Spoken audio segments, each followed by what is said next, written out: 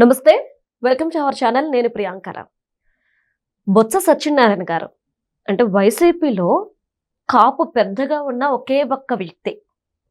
ఇప్పటి వరకు అన్ని తానే భుజాన వేసుకున్నారు. ఇప్పుడు ఆయనకే చెక్ పెడుతున్నారు వైఎస్ జగన్మోహన్ రెడ్డి గారు. అంబటి రాంబాబు గారిని కాపు సింహం కింద తీసుకొచ్చారు. ఇప్పుడు ఆయన్నే పెద్ద మనిషిని చేస్తున్నారు. మరి ఎందుకు జగన్మోహన్ రెడ్డి గారు ఈ విధంగా యూటర్న్ తీసుకున్నారు? దీనివల్ల బొత్స గారు చాలా సీరియస్ గా ఉన్నట్లు తెలుస్తుంది. మరి దీని గురించి డిస్కస్ చేద్దాం. మనతో మాట్లాడడానికి ప్రముఖ పొలిటికల్ అనలిస్ట్ డివి శ్రీనివాస్ గారు ఉన్నారు. ఆయన అడిగి తెలుసుకుందాం. నమస్కారం సార్. నమస్తే సార్. అంటే ఇప్పటి వరకు వైసీపీలో కాపు నేత ఎవరు అంటే బొత్స అనేవారు. ఇప్పుడు మనం మండలిలో చూసుకున్న ఆయనదే పై చేయిలా మాట్లాడుతున్నారు. ఇప్పుడు చూస్తే అంబటి రాంబాబు గారికి ప్రయారిటీ ఇస్తూ ఆయనే కాపు సింహం అని చెప్తే ఇప్పుడు బొత్స గారిని వెనక్కి నెట్టే ప్రయత్నంలో జగన్మోహన్ రెడ్డి గారు ఉన్నట్లు ప్రెసెంట్ ఉన్న సిచ్యువేషన్స్ ని అబ్జర్వ్ చేస్తే తెలుస్తుంది. ఎందుకు ఈ విధంగా?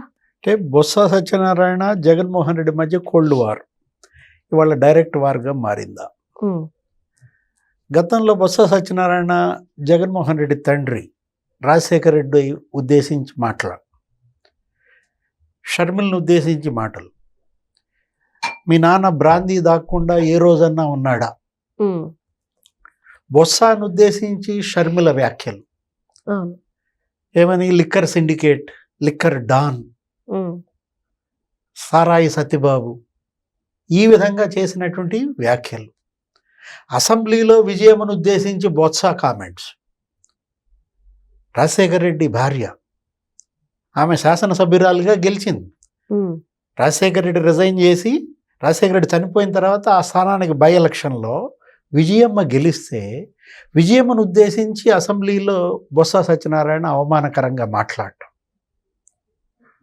కూర్చోవమ్మా మాట్లాడేవాళ్ళు కానీ అని ఒక ముఖ్యమంత్రి భార్యను పట్టుకుని, అందుట్లో భర్త చనిపోయినటువంటి ఆ స్థానంలో వచ్చినటువంటి ఆమెను పట్టుకుని బొత్స అన్న కామెంట్స్, ఇవన్నీ మనసులో పెట్టుకుని జగన్మోహన్ రెడ్డి ఇప్పుడు బొత్స మీద కక్ష కట్టాడా?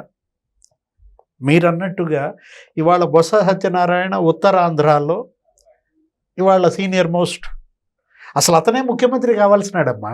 అదే సార్. ఏది ఒక టైంలో ఏపీకి ముఖ్యమంత్రి అవుతా అన్నాడు. ఇప్పుడు పిసిసి అధ్యక్షుడిగా ఆయన ఉన్నారు. అవును.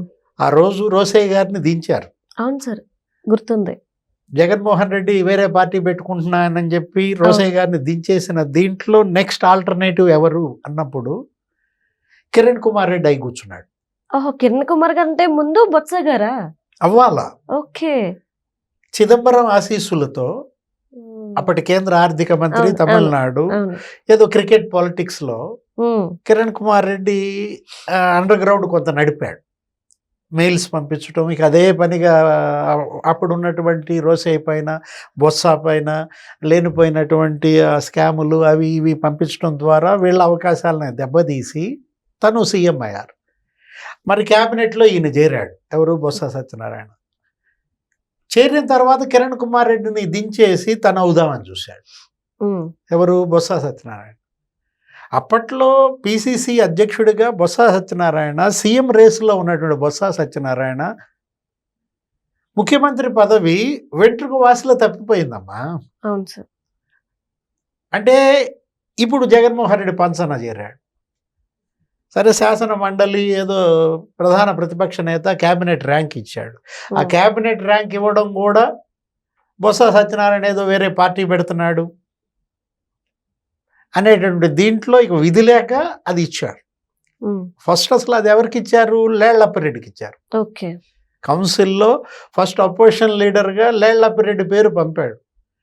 బొత్స ఎక్కడ అలిగి అతను అసలు పార్టీని చీలుస్తాడనే భయంతో మళ్ళీ అప్పిరెడ్డిని తప్పించి బొత్స సత్యనారాయణకి ఇచ్చారు. ఈ పాత పగ మనసులో పెట్టుకుని జగన్మోహన్ రెడ్డి మొన్న కౌన్సిల్లో అతన్ని బకరా చేశాడా? ఈ కల్తీ నెయ్యి ఈ ఇష్యూలో సుబ్బారెడ్డిని అరెస్ట్ కాకుండా తప్పించడం కోసం బొత్సాను అతను మరి వాడుకున్న విధానం ఏది, ఇందాపూర్ అనేది తీసుకొచ్చి ఆ ఇందాపూర్కి చంద్రబాబుకి ముడిపెట్టి దాన్నేదో హెరిటేజ్కి కో మ్యానుఫ్యాక్చరర్ కింద చూపించి, అది కో మ్యానుఫ్యాక్చరర్ కాదు, అదేంటది, కో ప్యాకర్. అక్కడ కొన్ని వస్తువులు, కొన్ని సరుకులు హెరిటేజ్ ఏం చేస్తుంది, ప్యాక్ చేయించుకుంటాం. అట్లా ఇందాపూర్లో కో ప్యాకర్స్ అనేక మంది ఉన్నారు. అమూల్ ఉంది, మదర్ డైరీ ఉంది, హట్సన్ ఉంది, లేకపోతే బ్రిటానియా ఉంది, హిందుస్థాన్ యూనిలీవర్ ఉంది, పతంజలి కూడా ఉంది. అన్ని కో ప్యాకర్స్ అక్కడ ఉంటే హెరిటేజ్ బినామీ అని చెప్పి బొత్స సత్యనారాయణతో మాట్లాడించి కౌన్సిల్ జరగనీయకుండా అడ్డుకుని గత వారం రోజులుగా కౌన్సిల్ సమావేశాలు చివరికి ఏ స్థాయికి దిగజారంటే బొత్స సత్యనారాయణ చేతిలో ఏ ప్యాకెట్, అది చీజ్ ప్యాకెట్, అది పెట్టి అది నెయ్యి అన్నారు. ఆయన ఏమని అడిగాడు ఆ రోజు, నెయ్యి ప్యాకెట్ ఇవ్వరా అన్నాడు. ఆయన పాపం కరెక్ట్ గానే అడిగాడు సార్, ఇచ్చినోడికి అట్లా ఉంది అంటే కావాలని టార్గెటెడ్ ఇదంతా. అది అంతా కూడా ఒక వ్యూహం ప్రకారమే జరిగింది. అతను నెయ్యి ప్యాకెట్ అడిగితే ఆ వెనకాల ఉన్నాడు ఏం చేశాడు, చీజ్ ప్యాకెట్ చేతిలో పెట్టి దాన్ని మూసాడు, రివర్స్లో పెట్టాడు పేరు కనపడకుండా. ఈయనకి తెలియక ఏం చేశాడు, తలకిందులకు ఇచ్చాడని చెప్పి ఆ పేరు కనపడేటట్టు చూపించాడు మన కెమెరాలకి. ఇంకొకటి కూడా మీరు అబ్జర్వ్ చేస్తే సార్, ఆ రోజు మండలిలో వెంకటేశ్వర స్వామి ఫోటోలు పట్టుకెళ్తూ పాప నేను బయటకు వచ్చి చెప్పులు వేసుకోలేదు మా వాళ్ళు అన్నారు. ఆ టైంలో నేను కూర్చొని ఉన్నాడు, అసలు చూడండి కూడా చూడాలి, పేపర్లు చూస్తున్నాడు, విజువల్స్ లో మనం క్లియర్ గా చూస్తే అందరూ వచ్చి లేదు లేదు మేము చెప్పులు వేసుకురాలేదు అన్నారు. పాపం పిచ్చోడనే అయింది బొత్స గారు. మాధవరావును కూడా పిచ్చోడిని చేశారు.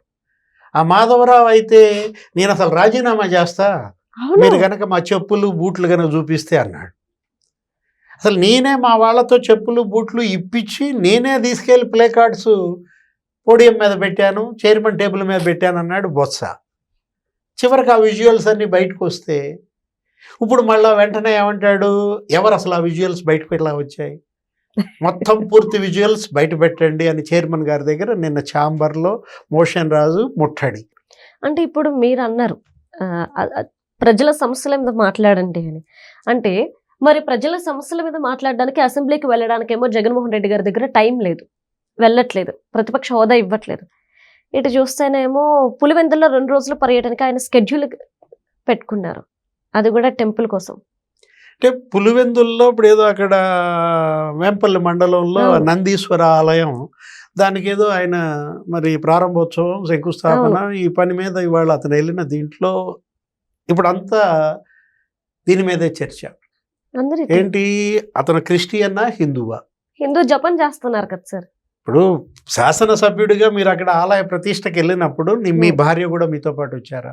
మరి ఇప్పుడు ఆమె క్రిస్టియన్, నువ్వు క్రిస్టియన్, మీరు బైబిల్ పట్టుకుని తిరుగుతారు. మీ అమ్మ, మీ బావ అసలు బైబిల్ బోధకుడు, ఎవరు బ్రదర్ అనిల్ కుమార్, షర్మిల, మొత్తం క్రైస్తవ కుటుంబం. నువ్వే చెప్పావు 4 గోడల మధ్య నేను బైబిల్ చదువుతానని.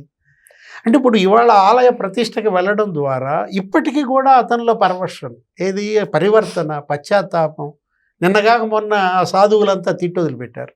మరి విశాఖపట్నంలో సాధువులందరూ మీటింగ్ పెట్టుకున్న శ్రీనివాసానంద సరస్వతి, మీరు ఇప్పటికైనా పాప ప్రక్షాళన చేసుకోవాలి, మీరు ఇప్పటికైనా సరే ఆ పశ్చాత్తాప దీక్ష తీసుకోండి. భార్యాభర్తలు ఇద్దరూ కూడా మేమందరికీ చేస్తున్నాము. ఏంటి అక్కడేదో జరుగుతోంది సంప్రోక్షణ తిరుమల తిరుపతి దేవస్థానంలో, ఎందుకంటే జరిగింది మహాపాపం. ఇప్పుడు ఈరోజు పవన్ కళ్యాణ్ కూడా అసెంబ్లీలో దీనిపైన మాట్లాడాడు.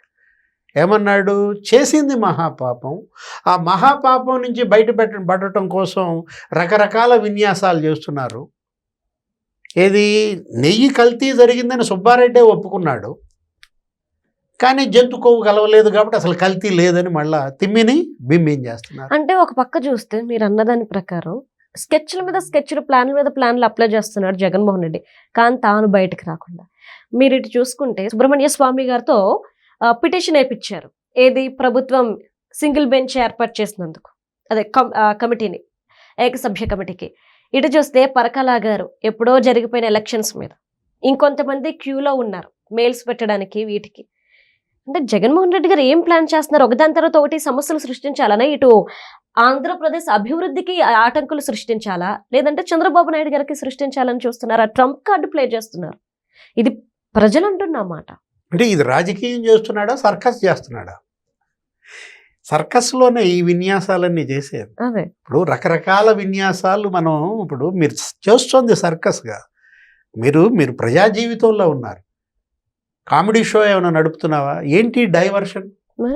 దేని నుంచి డైవర్షన్ చేయటం కోసం ఇవాళ మొత్తం ప్రపంచవ్యాప్తంగా హిందువులంతా భగ్గుమంటున్నారు. ఏ హిందువు జగన్మోహన్ రెడ్డికి ఆయన పార్టీకి ఓటేయకూడదు అని ఇవాళ వాళ్ళకు ఒక శాసనం రాసుకుంటున్నారు. ఇలాంటి పరిస్థితుల్లో ఏదో రకంగా మళ్ళీ కళ్ళు గప్పాలి, హిందువుల ఓట్లు పొందాలి. గతంలో మనం చూసాం స్వరూపానందాన్ని వాడాడు. అవును సార్. ఆ శారదా పీఠాధిపతి అతనితో పెద్ద డ్రామా ఆడిచ్చి ఏది జగన్మోహన్ రెడ్డిని హిందువుగా చేసినట్టు, హరిద్వార్ తీసుకెళ్ళి అక్కడ ఏదో గంగలో ముంచినట్టు, అతనికి హిందుత్వం ఇప్పించినట్టు. అంటే ఓట్ల కోసం వీళ్ళు ఎటువంటి పాటలు పడతారు, ఎన్ని రకాల విన్యాసాలు చేస్తారు. మొత్తానికి ఓట్లు వేశారు, హిందువుల కళ్ళు కప్పారు. ఓట్లు వేస్తే ఏం చేశారమ్మా? అన్యమత ప్రచారాలను ప్రోత్సహించారు. తిరుమల తిరుపతిలో అన్యమత ఉద్యోగుల్ని ప్రవేశపెట్టారు. అసలు మొత్తం అక్కడ సుప్రభాతం కూడా అన్యమతంలోకి మార్చినటువంటి పరిస్థితుల్లో అక్కడ బస్సు టికెట్ల వెనక కూడా జెరూసలం యాత్ర ప్రింట్ చేసినటువంటి పరిస్థితుల్లో జనం భగ్గుమన్నారు. నిజమే. అందుకు కదా మొన్న ఇచ్చినటువంటి ఆ తీర్పు. ఇప్పుడు రామతీర్థంలో రాముడు తల నరికితే ఏమన్నారు? బొమ్మే కదా, విగ్రహమే కదా. అరే అసలు అక్కడ అశోక్ గజపతిరాజు మీద ఆలయ రోజు ధర్మకర్త ఆయన మీద కేసులు పెట్టారు, చంద్రబాబు మీద కేసులు పెట్టారు, కళా వెంకట్రావు మీద కేసులు పెట్టారు ఆ రోజు రామతీర్థం వెళ్ళినందుకు. అదే కాదు ఆంజనేయ స్వామి విగ్రహం, ఆంజనేయ స్వామి విగ్రహం చెయ్యి నరికేస్తే కట్టే కదా అంటారు. లేకపోతే వెండి సింహాలు ఎత్తుకుపోయారు. ఎక్కడ? విజయవాడ. వెండే కదా, మళ్ళీ వెండి కొంటామనేది అనిపించారు. అంటే కొడాలి నాని, వెల్లంపల్లి శ్రీనివాస్ ఆ రోజు వీళ్ళు హిందూ ద్వేషులుగా, హిందూ ద్రోహులుగా ఇవాళ హిందూ సమాజం మొత్తం ఈ పార్టీని వెలేస్తోంది, ఈ నాయకుల్ని వెలేశారు. ఇలాంటి పరిస్థితుల్లో ఇప్పుడు ఈ నందీశ్వర ఆలయం గుర్తొచ్చిందా? ఇక్కడ ప్రతిష్టకు వచ్చాడా? ఇవాళ ఒక్క వేంపల్లె మండలంలో నందీశ్వర ఆలయం కాదమ్మా, గ్రామ గ్రామాన జగన్మోహన్ రెడ్డి ఈ ఆలయాలు, ఈ ప్రతిష్టలు, అభిషేకాలు చేసిన పాప ప్రక్షాళన జరగదు. రైట్. మీరు ఏదో డమ్మీలను పెట్టుకుని సుబ్రహ్మణ్య స్వామితో ఏంటి ఏకసభ్య కమిషన్కి వ్యతిరేకంగా ఏం చేయడం ఏం జరిగింది? సుప్రీంకోర్టు డిస్మిస్ చేసింది. అదే సుబ్రహ్మణ్య స్వామి జగన్ ముసుగు. గతంలో మనం చూసాం సుబ్రహ్మణ్య స్వామి 100 కోట్లకి పరువు నష్టం దావా చేశాడమ్మా. ఆంధ్రజ్యోతి మీద ఈ కథనాలన్నీ రాసినందుకు, ఈ నెయ్యి కల్తీ గురించి రాసినందుకు, సుబ్బారెడ్డి అక్కడ చైర్మన్గా చేసినటువంటి అవినీతి కుంభకోణాల గురించి రాసినందుకు, అక్కడ ఇంజనీరింగ్ విభాగంలో 2000 కోట్ల స్కామ్, అక్కడ యాలుకలు, జీడిపప్పు, లేకపోతే ఆ శనగపిండి ఆ కొనుగోళ్లలో నాసిరకం కొనుగోళ్ళు 4000 కోట్ల స్కామ్ గురించి రాసినందుకు ఇదే సుబ్రహ్మణ్య స్వామితో ఏబిఎన్ పైన, ఆంధ్రజ్యోతి పైన 100 కోట్లకు దావా వేయించాడు. ఇప్పుడు సుప్రీంకోర్టు వేసిన సిట్టే నిర్ధారించింది రసాయనాలు కల్తీ అని చెబితే ఏ మొహం పెట్టుకుని సుబ్రహ్మణ్య స్వామితో నువ్వు పిటిషన్ వేపిస్తావు? అతను వేస్తాడు. అతనేంటి, అతను నీ చేతిలో ఒక కీలు బొమ్మ, నువ్వు ఎట్ట తిప్పమంటే అట్ట తిప్పుతాడు. అది క్విడ్ ప్రోకో. పరకాల గారు మీరు ఇందాక చెప్పారు, పరకాల ప్రభాకర్ గారు మొత్తం దేశం మొత్తం తిరిగాడు. 20 నెలలుగా ఆయన మహారాష్ట్ర పోయాడు. అక్కడ వాయిస్ ఆఫ్ మహారాష్ట్ర అన్నాడు. అక్కడ సాయంత్రం 5 నుంచి రాత్రి 11:45 లోపు 7.8% ఓట్లు అన్నాడు. శరద్ పవార్ ఈయన ముఖం చూడాల. లేకపోతే అక్కడ ఉన్న శివసేన, ఆ దాకరే వాళ్ళెవరు ఈయన్ని అసలు పట్టించుకోవాలా. బీహార్ వెళ్ళాడు, బీహార్లో మళ్ళీ వాయిస్ ఆఫ్ బీహార్ అన్నాడు. సర్ కింద 65 లక్షల ఓట్లు ఎత్తేసారన్నాడు. ఎవరు పట్టించుకోవాలా?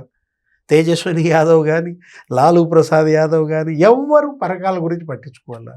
తర్వాత తమిళనాడు వచ్చాడు, తమిళనాడులో వాయిస్ ఆఫ్ తమిళనాడు అన్నాడు.